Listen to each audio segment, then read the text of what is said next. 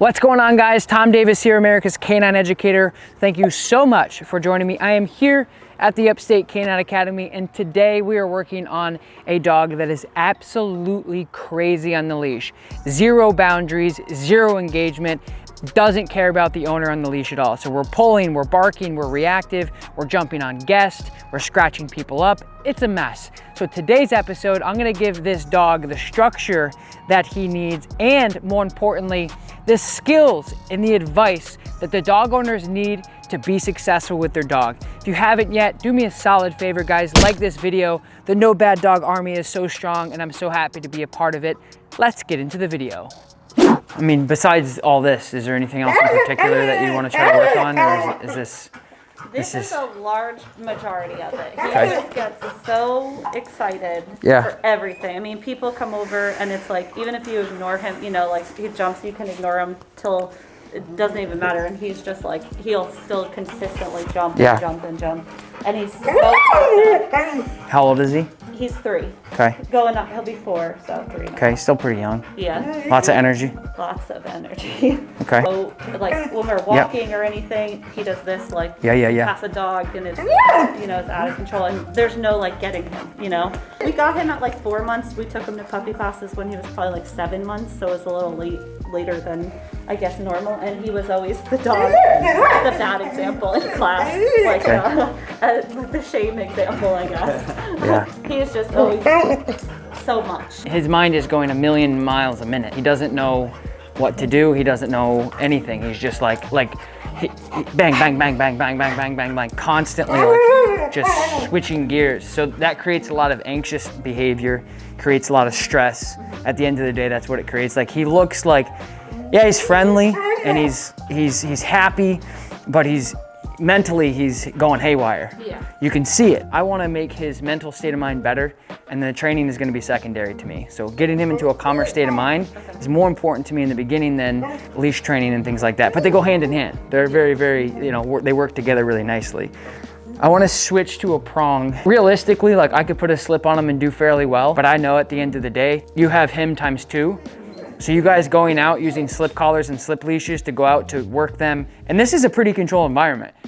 Out there, it's going to be 10 times worse. So we've tried to slip with him, and he just chokes. Like he'll just sit there and, you know, pull on it until it doesn't, you know, it's not comfortable for us either, because I'm like, he's just choking himself out. And I don't love it, you know. Just obviously because he's so crazy. But with the prong, like how does it work exactly, I guess? Ooh, good question. I'll show you. This is going to be one of the safest tools you can use, because like the harness, it harnesses the dogs. It literally was invented for dogs to pull. Okay. Therefore, they pull, and it doesn't give. There's no action to it. It wraps them around their strongest part of their body, and they just pull through it. Doesn't work. Now, that doesn't mean that you can't use harnesses for different things. All this does is you have a distributing plate here. So this is a Hermspringer. The size is 2.25. Okay. The gauge is what you're seeing. So on a bigger prong, you're gonna have a bigger gauge metal, okay?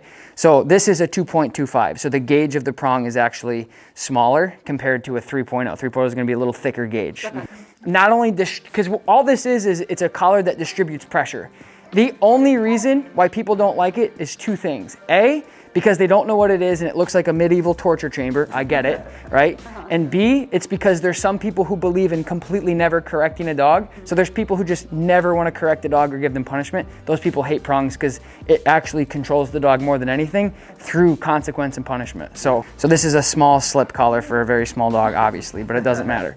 Or you use a slip leash. It's the same situation. When the dog pulls, what happens is you can pop that collar, but it only has a little bit of action to it. So it's like the most basic form of pressure you could use. With the slip, you have 1 point of pressure. So as soon as the dog pulls like this, you pull back, and then if they're like, they're gonna choke themselves out. So it's a very minimal consequence, right? When you get a squirrel, this isn't gonna matter, more than likely. Every dog is different, every dog has different sensitivity patterns, so, you know, take it with a grain of salt, but. Would not matter to him. Exactly. So you get a prong collar, so instead of putting that 1 point of pressure like the slip just here, you have all these points of pressure coming up. Okay. So the prongs, on the contrary of popular belief, never sharp. They're not intended to go into the dog's skin. All it's intended to do is evenly distribute the pressure. Okay. So it works as a mechanical pressure system, and they all come up at once, and the dog's getting that more precision-based correction all the way around the dog's neck. Okay. It's because the equipment is such a small portion to this, but I talk about it a lot because I want you to understand it. The bigger picture is this dog needs guidance. Every 5 seconds, he's looking for an opportunity to run away. He's looking for an opportunity, and when I run away, I mean, ooh, what's this? Ooh, what's this? Piece of candy, piece of candy, piece of candy. And what happens is he gets anxious because dogs actually need that structure. Dogs need that guidance. They're like a little 3-year-old that's interested in everything, and he has nobody to ask these questions to because the communication doesn't exist. He loves you guys, but you're glorified roommates because you can't communicate to him. You know what I mean? You can't talk to him. If you're like, hey, do this, he's like, huh? What? And he's like, oh, food? Okay, yeah, sure. Food goes away. He's like, all right, peace. Yeah. Right? And it's our responsibility as dog owners to teach them wrong from right. Nobody else is going to do that. Now out in the wild, or maybe in a pack and daycare, you'll see dogs correct each other and say, hey, quit the crap. And it's very natural for dogs to get that punishment all the time. So instead of me yelling and screaming at the dog and trying to take a bite out of the dog's neck with my own teeth, I'm just going to use a prong collar. Okay? So we're going to take off all this mumbo jumbo because I want to go as clean and as clear as possible to him.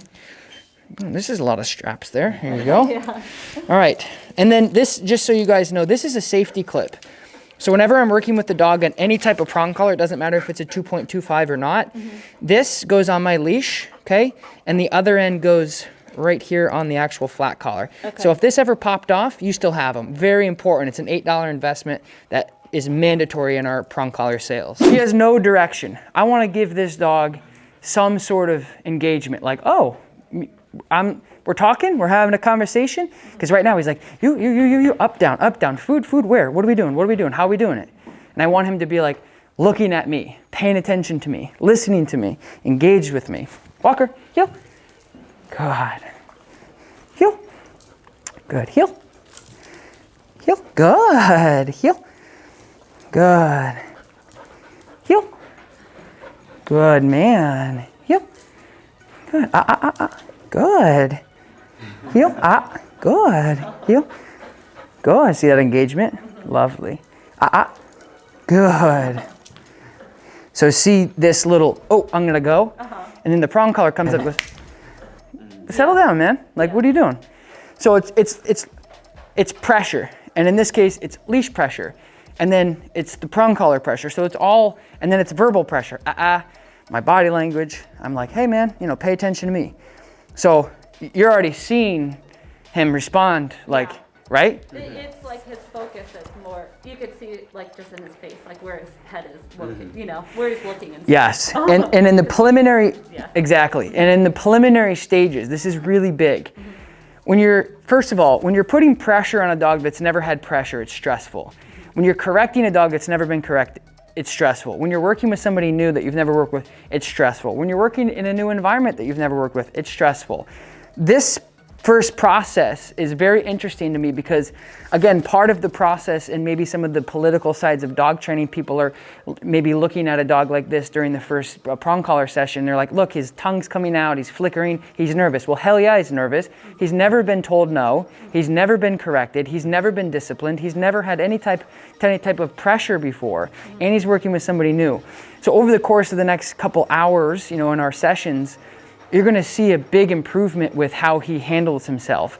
But in the beginning, it's just like, I'm going to be like the strict uncle, and he's going to be like uncomfortable until he realizes it creates more freedom for him than he thinks. Okay. Does that make sense? Yeah. So I'm going over his body language. It's good cop, bad cop constantly. If I sat over there and you came out with him, he's going to want to get to me. Happens every time. So I'm just letting you know what type of behavior we're seeing as we're handling him for the first time. Right. He just feels that pressure and he goes, oh, okay. Like a horse, you pull him this way, they go, oh, okay. It doesn't hurt him.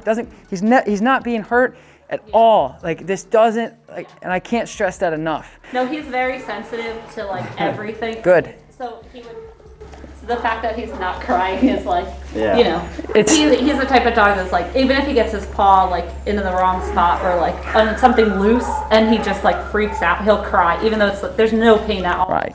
So he would 100% be crying his eyes out. Yeah. If he didn't like it. Exactly. Good. I'm glad that you guys know that. Walker, heel. Yes, good heel. Good heel. Heel. Good. Good. So I want you to watch his engagement with me as we move forward. Heel. Yes, good job. Well done. And I'm rewarding him for that engagement. So I moved forward and I stopped and he goes, what? What are we doing? And I'm rewarding him for that, paying attention to me, okay? I'm rewarding him for actually taking initiative to say, what am I, so he's right now he's on the, he doesn't want to make a mistake. And that's what the prong collar does. It gives you that opportunity to be like, hey man, a lot of people will do this on their walks. Ring, ring, ring, like constantly, like a chainsaw. Yeah. And it's like, if you correct your dog once, races are uncomfortable for like 2 years, but it creates a perfect smile, right? So if you correct your dog once in a microsecond and they go, oh, my bad, you don't have to correct them again. You don't have to, constantly do this. And that's up to you. Some people are like, no, I don't ever want to cook. No stress. No. So they're just getting, jet skied down the road all the time. And their dog is crazy. I hate that. I hate seeing, like that. Perfect example. Crazy, crazy, crazy, crazy. No direction, no consequences. Just do what we want. Dogs hate that. That's what's created. Heel. Yes, good job, Walker. Walker, heel. Good heel. So this is a half an hour work on the prong collar, just teaching him basic boundaries. So when I take the prong collar off, I just put it on his regular flat collar. Heel. Good. Heel. Come on, heel. Ah, sit. Good man. Heel. Ah, sit. Stay. So I've created a relationship with him that's allowed me to persevere and get over these. Yeah, but look at, and now he's. Yeah. It's like the biggest breakthrough, I think. We tried so many things. Create your boundaries. What's okay and what's not okay. It's like operant conditioning. We're gonna reward behaviors we like. Okay. We're gonna correct behaviors we don't like. Okay. So when you stop and he gets kind of anxious, because he's used to just doing this, right? And so say his name, tell him to heel. Walker, heel. Good.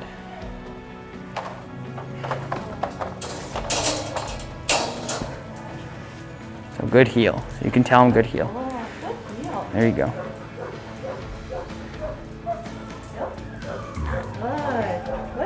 Now just stop. Good. So if we, yes, good. Much better. What do you think of that? It's crazy. Like I don't believe, because I'm not looking at him too, it feels like a totally different dog. Yeah, and it's been 46 minutes. Yeah. That's what we're changing, is we're changing his perception of you guys. You guys are in charge now. You're the leader, he's not. You're gonna be able to guide him with confidence and leadership that he desperately needs, like all dogs. So it really, really gives you the benefit of the doubt, and you have all that leverage. So it's training on the leash, but to me, that's the smaller part. The bigger part is your dog is gonna look at you differently, and you're gonna have a better relationship, which is beautiful. Yeah. Do your two-step, your little catwalk, make it work.